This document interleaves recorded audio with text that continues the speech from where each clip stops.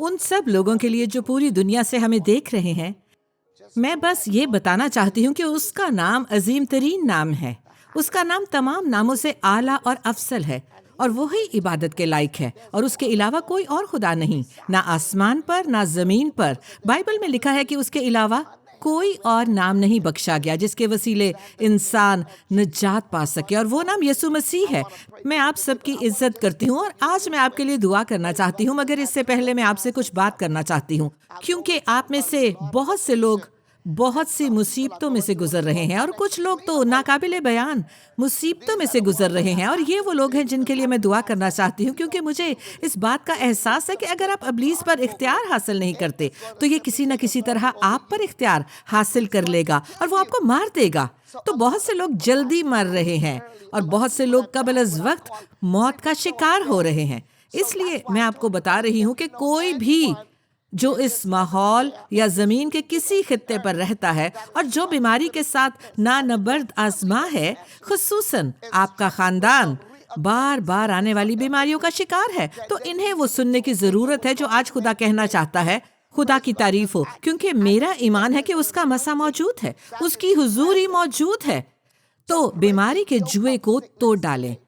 कोई कहता है, देखें मेरा खानदान है, हम सब ठीक हैं, मगर मैं बताना चाहती हूँ कि मैं क्या देख रही हूँ, और मैं इस पर बात करूंगी, और मैं लानतों के हवाले से भी दुआ करना चाहूंगी। और वो लोग जो जूम या सोशल मीडिया के जरिए हमें देख रहे हैं, मैं चाहूंगी कि आपको मैं ऑनलाइन लूँ और आपके लिए दुआ करूं, मगर पहले मैं बताना चाहती हूं कि मैं क्या देख रही हूं, और फिर मैं दुआ करूंगी आपके लिए। मैं दुआ करूंगी। मुझे खुदा के रूह ने बताया, और ये सुबह 3 बजे का वक्त था, और जब मैं उस पहाड़ से नीचे उतर रही थी तो खुदा के रूह ने मुझे लिया और मुझे एक रोया दिखाई, और मैंने देखा कि एक खातून थी जो हाईवे पर कार चला रही थी, और वो तेज रफ्तारी के साथ बड़ी तेजी से जा रही थी। उसके एक हाथ में सेल फोन था और दूसरे हाथ से उसने स्टीयरिंग पकड़ा हुआ था। तो वो कुछ इस तरह गाड़ी चला रही थी, कुछ इस तरह से। मैं हमेशा कहती हूँ कि ड्राइविंग के वक्त अपना फ़ोन इस्तेमाल ना करें, क्योंकि ये खतरनाक है, मगर मुझे इस बात की फिक्र नहीं थी। मगर मैंने उस औरत को देखा तो वो गहरी नींद में थी और तेज रफ्तारी से जा रही थी, मगर वो सो रही थी। और मैंने कहा, खुदावंद ये सब क्या है? और खुदा ने मुझसे कहा कि मैं चाहता हूँ कि तुम इस मामले पर बात करो, क्योंकि बहुत से लोग इब्लीस के हमले की जद में हैं। मगर मैंने कहा, ये तो तिब्बी मसला है। और उसने कहा, नहीं, ये तिब्बी मसला नहीं है, ये एक इब्लीसी मसला है, ये एक इब्लीसी मसला है।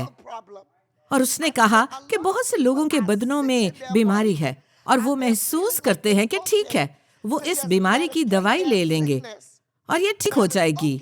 वो अपनी बीमारी से निमटते हैं, वो दवाइयाँ इस्तेमाल करते हैं, लेकिन अभी तक दुआ के मसबा पर नहीं आए। और मैंने कहा, है बाप तो मुझसे क्या कह रहा है? उसने कहा कि वो बहुत मसरूफ हैं उन मामलों में कि हर रोज के मसाइल को निपटा लें, मगर हम हर रोज दुआ नहीं करते। कुछ लोग कहेंगे कि दवाइयों के साथ क्या गलत है। मैं ये नहीं कह रही कि दवाइयों में कुछ गलत है, मगर मैं आपको बताना चाह रही हूँ कि हर कोई पैनाडोल लेता है, कोई दूसरी दवाइयाँ लेते हैं, हर कोई ना कोई दवाई लेता है। आपको दवाइयों पर यकीन है तो फिर क्या होता है कि जब हम ये तमाम दवाइयाँ ले लेते हैं, आप ये तमाम दवाइयाँ ले लेते हैं, मगर मसला फिर भी वहीं पर रहता है। अब इसे दुआ में खुदा के सामने रखने की जरूरत है। क्या आप तक मेरी आवाज पहुंच रही है? क्या आप सुन रहे हैं? जब आप तमाम दवाइयाँ ले चुके हैं, तमाम नुस्खे आजमा चुके हैं, दिन में 3-3 बार दवाइयाँ ले चुके हैं, मगर फिर भी आपका मसला खत्म नहीं हुआ, तो ये वक्त है कि इसे दुआ के मसबा पर लेकर आएं। और खुदा ने मुझसे कलाम करना शुरू किया और मुझसे कहा कि खानदान लानतों के नीचे हैं, मुख्तलिफ बीमारियों और इमराज की लानत के नीचे हैं, और खुदा ने कहा कि इन लानतों से नहीं निमट रहे। वो इस मजबूत शख्स से नहीं निमट रहे जिसने ये तमाम लानतें मुतारिफ करवाई हैं, और हम इसे कहते हैं कि हम अपने साथ ज्यादती कर रहे हैं, और हम कह देते हैं कि ये खानदान में है, या फिर मेरे खानदान के हर फर्द को ये मसला है। मेरे घर में हर फर्द आंखों के अमराज का शिकार है। मेरे घर में तमाम लोगों को ब्लड प्रेशर का मसला है। मेरे खानदान में बहुत से लोगों को कैंसर है। जरा गौर करें, कि ये एक तरतीब है जो आपके खानदानों में परवान चढ़ रही है। आपको ये सोचना है कि क्या यह खुदा की तरफ से आता है या जहन्नुम की अथाह गहराइयों से आता है। तो पहली बात हमें ये जानने की जरूरत है कि खुदा कभी भी अपने बच्चों पर किसी किस्म की कोई लानत नहीं लाता। क्या आप सब मेरी बात सुन रहे हैं? तो ये कहां से आती है? उसने कहा कि दुश्मन ये करता है।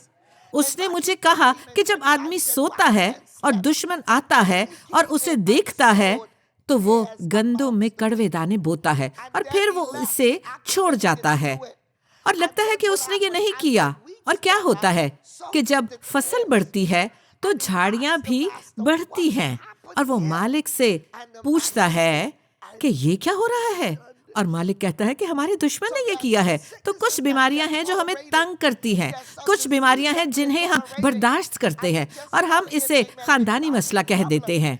ये खानदानी अलमिया है, ये शैतानी कुव्वतों का एक अबलीसी दाखला है कि आपकी नस्ल को तबाह करे, आपकी मिरास को खत्म करे। क्या आप लोग मेरी बात को समझ रहे हैं? क्या आप लोग सुन रहे हैं? तो कुछ लोग कहते हैं कि हमारा खानदान पहले ही दर्द से नबर्द आजमा है। ये किस किस्म का दर्द है? कमर दर्द है? ये किस किस्म का दर्द है? बहुत से लोगों की टांगों में दर्द होता है। कल मैंने एक खातून के लिए दुआ की। उसने कहा कि मेरे लिए दुआ करे क्योंकि मेरी टांगें सुन्न हो जाती हैं और इसे इसाबी बीमारी या कमजोरी कहते हैं। ये एक इसाबी मसला है जिससे जिस्म में बेहिस्सी आती है। कुछ लोग ज़ियाबतीस के मरीज होते हैं, उनकी टांगों में इसाबी एहसास खत्म हो जाता है और उसने बताया कि जब ऐसा होता है तो वो गिर जाती है। क्या आप इसे समझ रहे हैं? तो ये बहुत सी किस्मों की बीमारियां हैं। बच्चे मुख्तलिफ बीमारियों का शिकार होते हैं और कुछ बच्चे 5 साल की उम्र में दवाइयां लेनी शुरू कर देते हैं। 7 साल की उम्र में उन्हें हर रोज दवाइयां लेनी पड़ती हैं। कुछ को इंजेक्शन लग रहे होते हैं। क्या कोई ऐसी जिंदगी बसर करना चाहता है?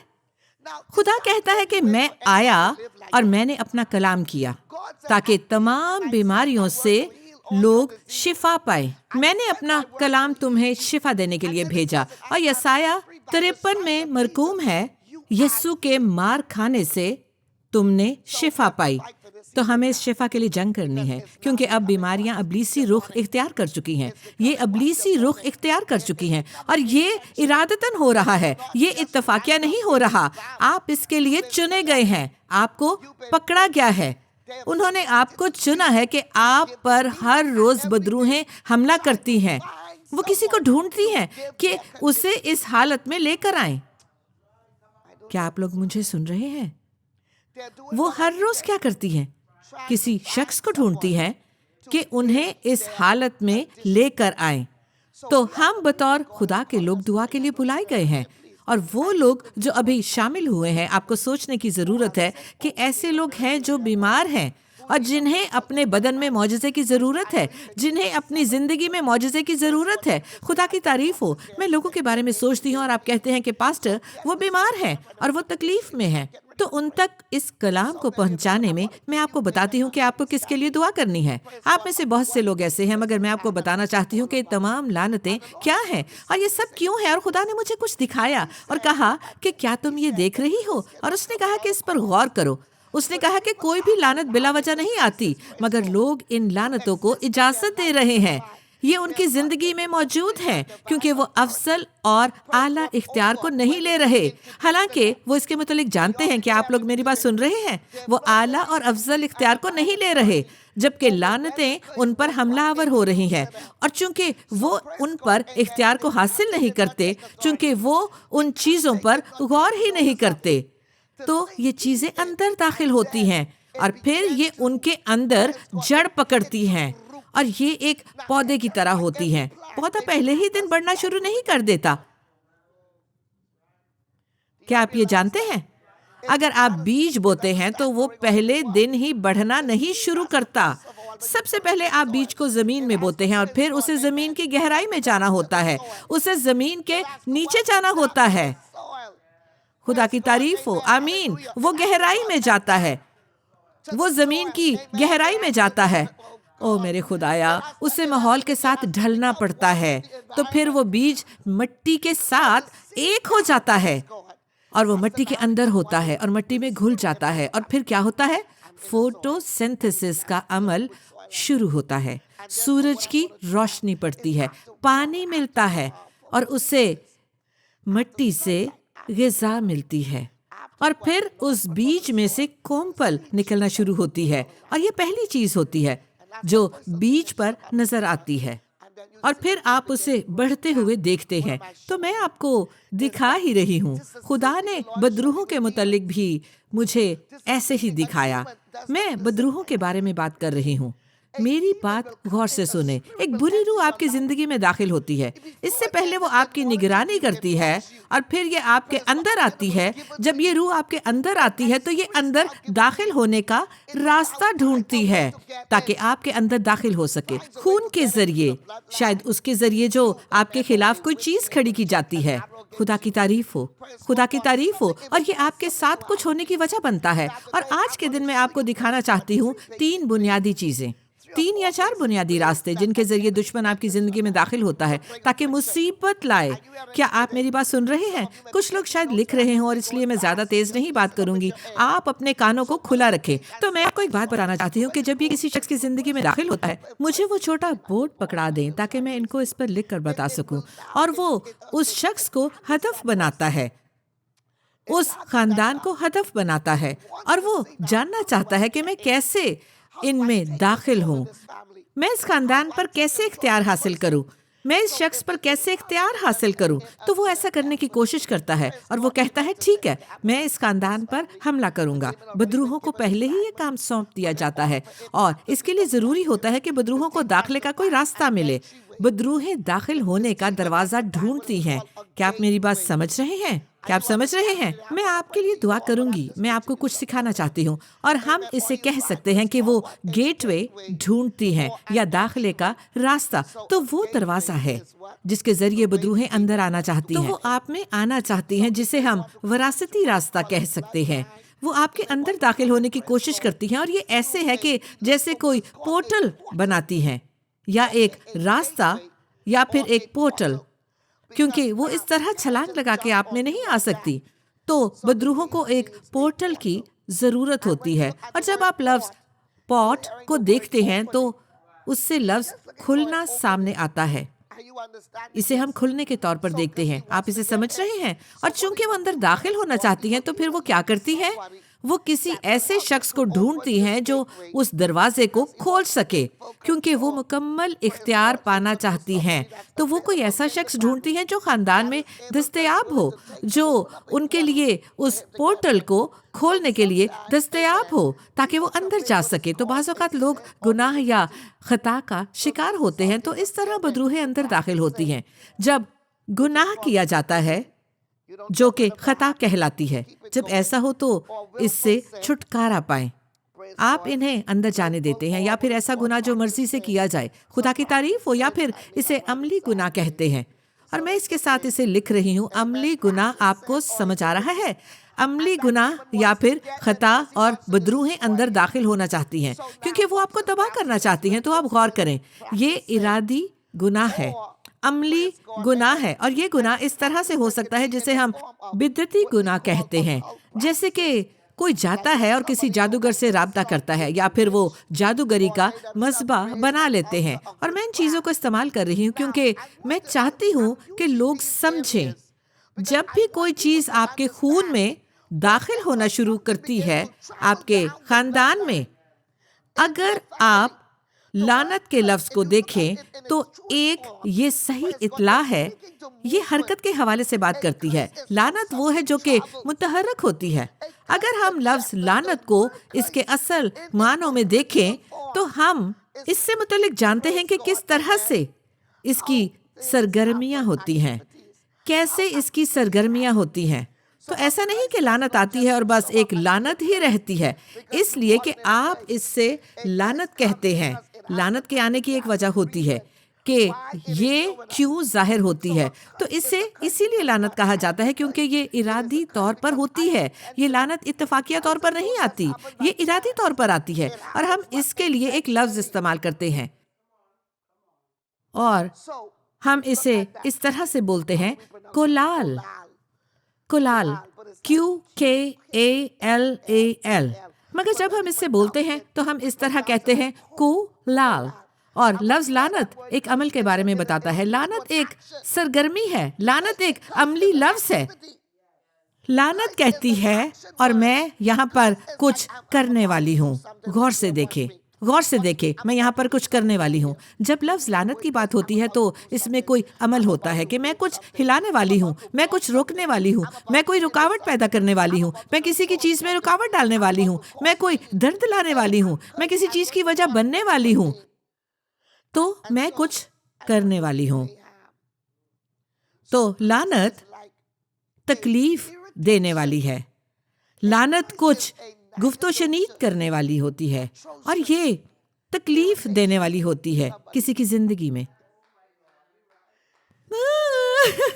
क्या आप मेरी बात सुन रहे हैं? लानत गुफ्तोशनीद करने वाली, तकलीफ देने वाली होती है किसी की जिंदगी में।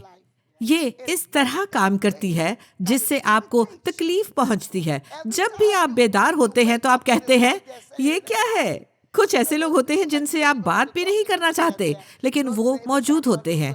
और कुछ ऐसे पड़ोसी भी होते हैं जिनके बारे में आप सोचते हैं, ये कहीं चले क्यों नहीं जाते? इस तरह से लानत काम करती है। ये आपको आपके मकसद से हटा देती है, या आपको आपकी मंजिल से हटा देती है, आपके इलाही काम से हटा देती है। तो लानत बिला वजह नहीं आती। तो आज मैं आपको बताना चाहती हूँ कि जब आप लफ्ज कोलाल सुनते हैं, कोलाल, और इसे इस तरह कहते हैं QKALAL, तो आप लफ्ज सरगर्मी सुनते हैं, लफ्ज हरकत सुनते हैं।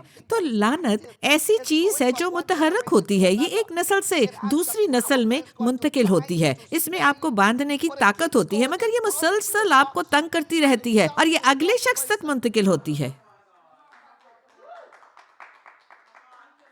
लानतें जारहाना होती हैं अपनी फितरत में, और वो लोगों पर हमलावर होती हैं। वो मुश्किलात लाती हैं, वो आपकी जिंदगी में बेइज्जती लाती हैं। अगर आप किसी ऐसे शख्स को देखते हैं जो लानत में जी रहा हो, तो उसकी जिंदगी पर गौर करें। वो बेइज्जत के मुश्किल तरीन जिंदगी गुजार रहे होते हैं। वो भले कितनी भी हवा में आने की कोशिश करें, मगर वो एक घुटन का शिकार होते हैं। वो जितना भी सांस लेने की कोशिश करें, वो सांस नहीं ले पाते। क्या आप समझ रहे हैं? आप एक चीज से निमटते हैं कि और कोई चीज आ जाती है।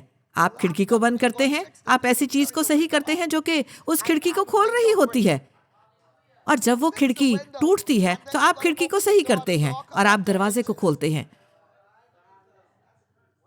तो वो आपके हाथ में आ जाता है। क्या आप मेरी बात समझ रहे हैं? आप एक मसले के लिए डॉक्टर को बुलाते हैं, डॉक्टर कहता है, ये क्या हुआ हो, ये यहाँ पर क्या है, और फिर कोई और मसला सर उठा लेता है और सब कुछ एक तरतीब के साथ जिंदगी में आता है, और ये खून में काम करता है, और सब कुछ जो है वो किसी मसले की निशानदेही करता है। ये संजीदा मामला है।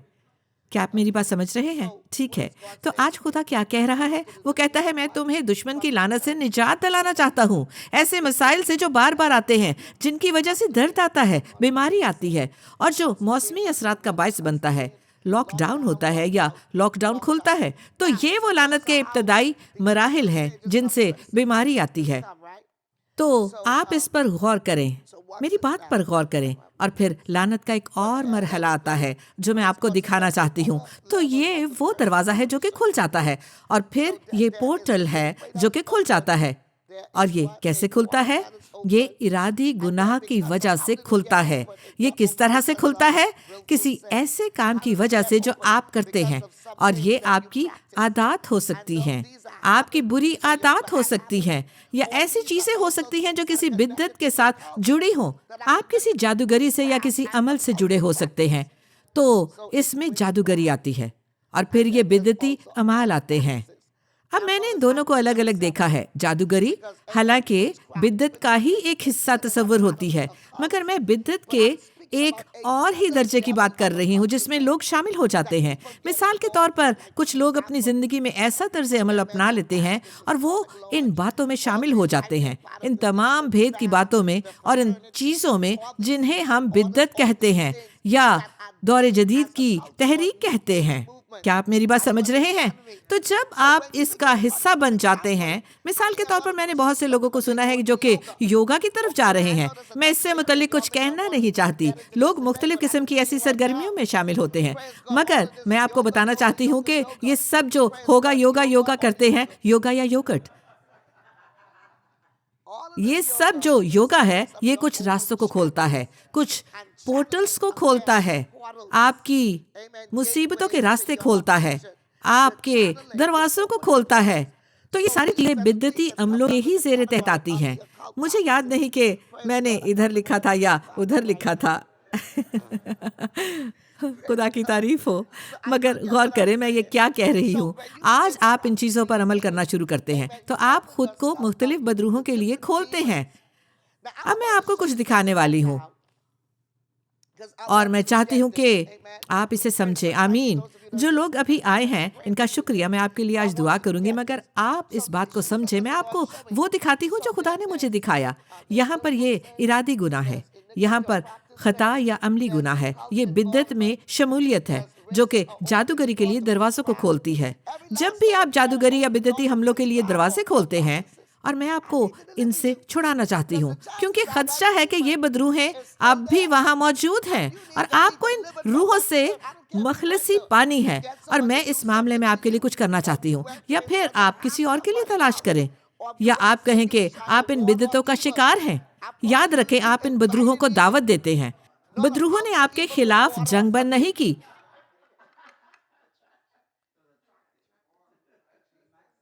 क्या आप सब लोग ये समझ रहे हैं? तो वो पोर्टल खोलती हैं और दरवाजों को खोलती हैं। खुदा की तारीफ हो, खुदा की तारीफ हो। मैं ये सारा साफ कर रही हूँ। मैं आपको कुछ दिखाने वाली हूँ, मगर आप याद रखें जो मैंने आपको अभी बताया है, तो इस सब से बढ़कर आपकी बुरी आदत है। तो ये सब चीजें बीमारी के लिए दरवाजे खोलती हैं। खुदा की तारीफ हो। फेमकिया, सॉर्सरी, वो सब चीजें जिन पर आप अमल करते हैं, हत्ता कि फेमकिया महज दवाइयों के साथ नहीं जाती। क्या आप मेरी बात समझ रहे हैं? ये एक रूह है जो बदरूहों की हुक्मरानी को कायम करती है। और फिर सॉर्सरी है। तो इस सॉर्सरी का क्या मतलब है? ठीक है, क्या आप समझ रहे हैं? सॉर्सरी, जहां से ये लफ्ज फेमकिया आया है, और फिर इसके लिए इंग्लिश में एक लफ्ज है फार्मेसी। क्या आप ये समझ रहे हैं? तो गौर करें, सॉर्सरी, तो यहाँ से आप अपने इलाज के लिए दवाइयाँ लेते हैं और इसे मुख्तलिफ मकासद के लिए इस्तेमाल करते हैं, मगर दुआ नहीं करते। तो आप सब जैसे कि सॉर्सरर्स बन जाते हैं।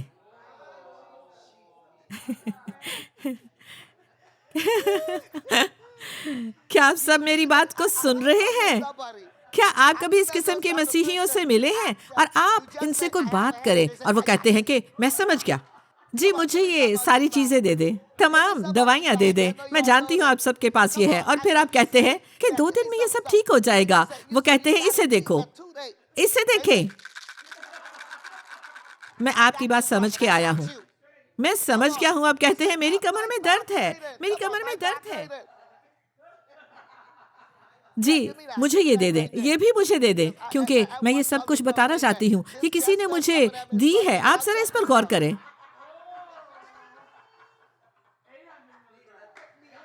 10,000 मिलीग्राम, ये वो सारी चीजें हैं। चले मैं देखती हूँ ये क्या है।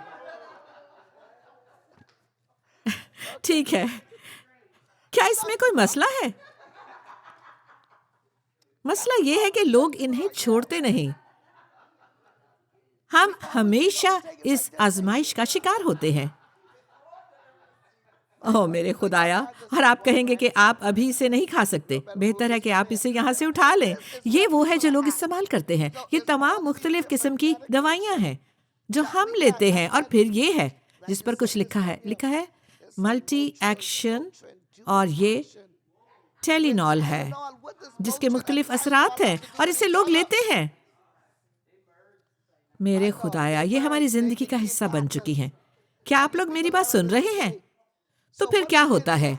लोग इन दवाओं के आदी हो जाते हैं और हम दर्द कुशा दवाइयों के आदी हो जाते हैं। आप इन दर्द कम करने वाली दवाओं के आदी क्यों होते हैं? क्योंकि अब आप अपने दर्द का शिकार हैं।